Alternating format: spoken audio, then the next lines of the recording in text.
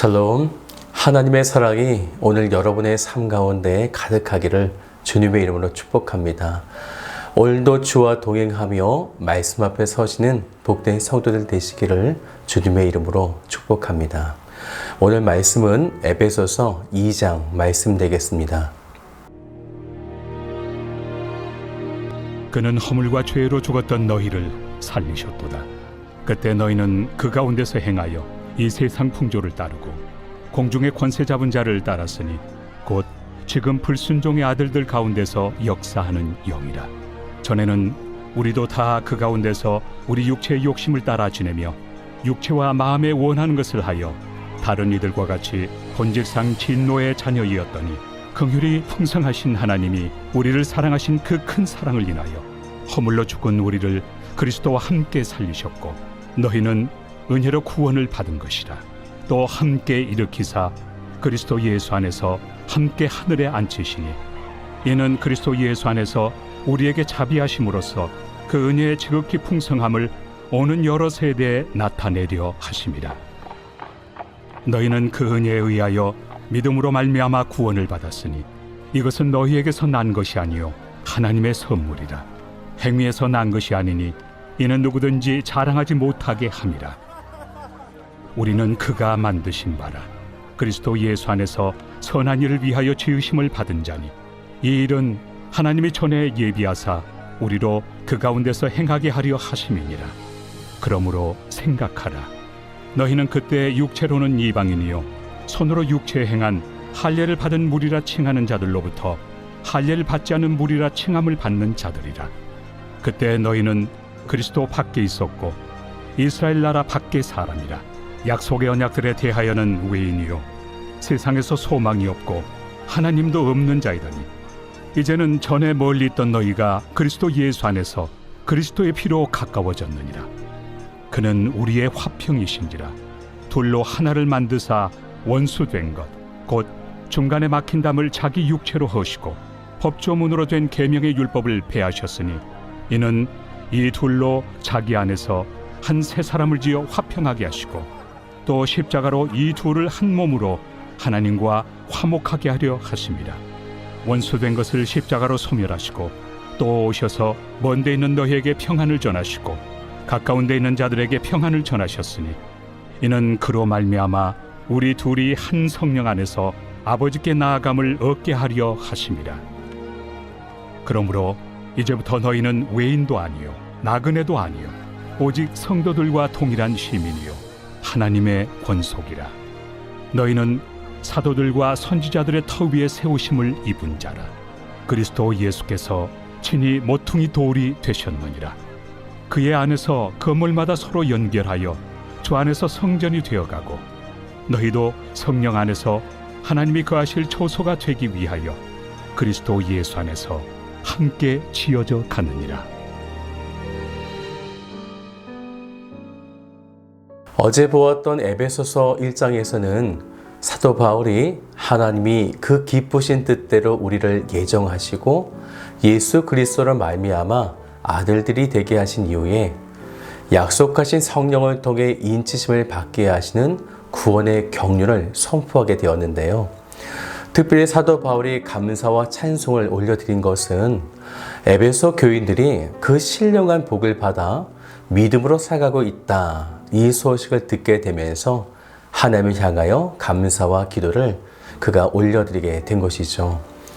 이제 오늘 2장에서는 그렇다면 그 구원이 실제로 어떻게 이루어졌는지 오늘 2장에서는 두 가지의 내용을 우리에게 말씀하고 있습니다. 구원이라고 하는 회복이 일어나기 위해서는 먼저 우리들이 이전에 어떤 상태였는지를 먼저 발견해야 되겠죠. 1절을 같이 볼까요? 그는 허물과 죄로 죽었던 너희를 살리셨도다. 여기서 허물과 죄로 죽었다 하는 것은 어떤 도덕적 미성숙함을 말하는 것이 아니고요. 완전히 사망한 상태를 말하고 있는 것입니다. 그러면 허물과 죄라고 하는 것이 무엇일까요? 먼저 죄는 아담의 원죄인데요. 아담이 그 죄로 인해서 올 인류가 죽게 된 것을 말합니다. 또한 그 다음 허물이라고 하는 것은 헬라어로 파랍토마라고 해서요, 위반하다라는 뜻을 가지고 있어요.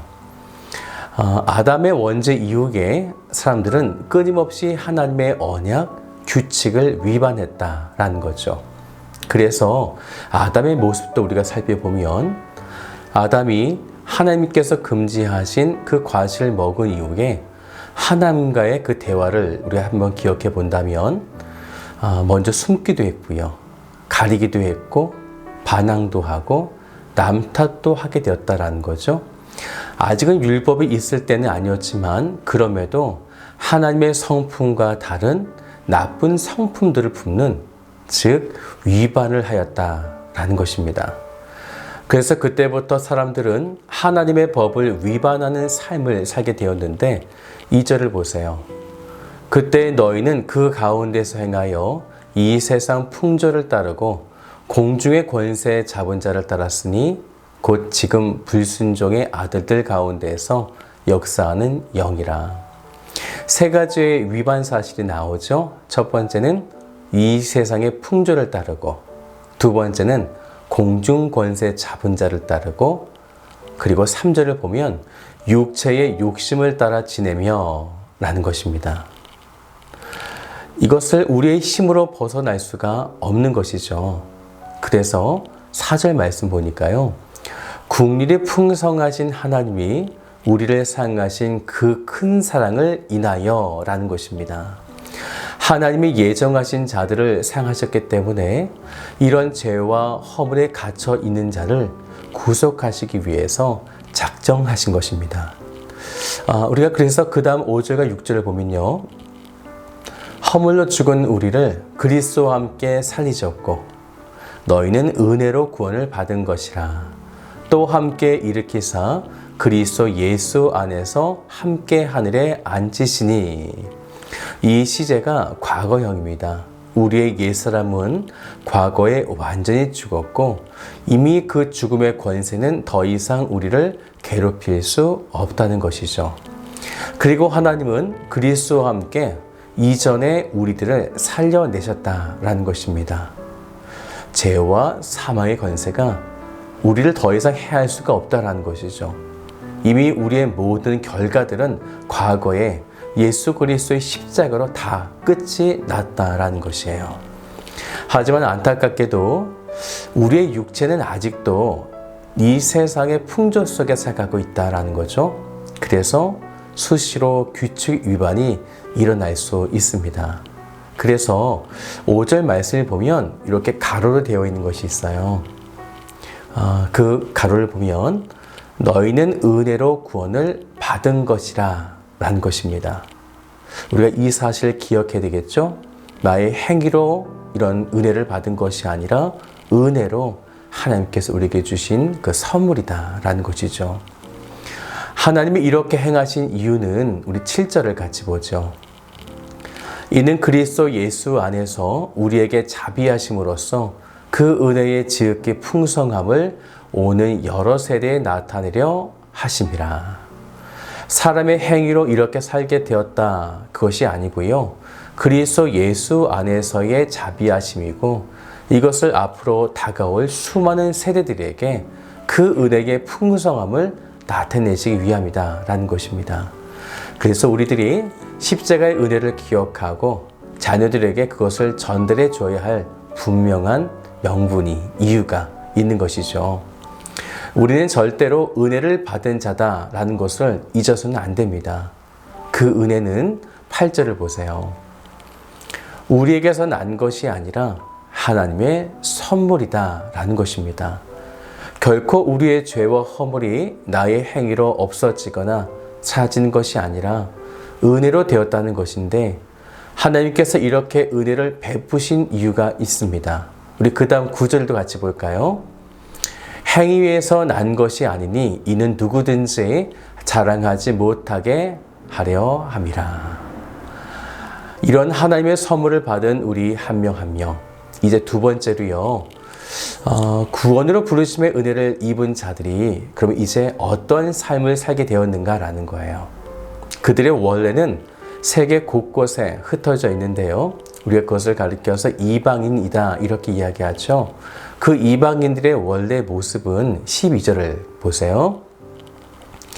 그때 너희는 그리스도 밖에 있었고 이스라엘 나라 밖의 사람이라. 약속의 언약들에 대하여는 외인이요 세상에서 소망이 없고 하나님도 없는 자이더니 라는 거죠.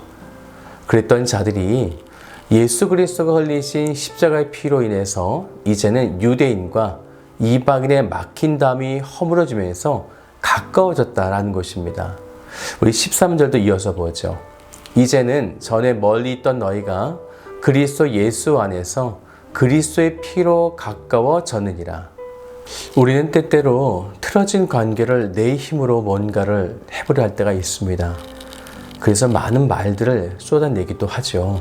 그런데 그것은 아무런 힘이 없다라는 것입니다. 왜냐하면 우리의 옛 본성이 또한 옛 습관들이 그 관계를 회복으로 이끌지 못하기 때문입니다.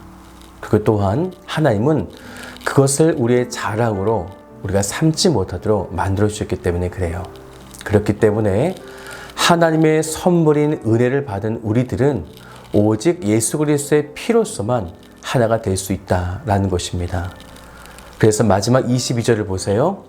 너희도 성령 안에서 하나님이 거하실 처소가 되기 위하여 예수 안에서 함께 지어져 가느니라.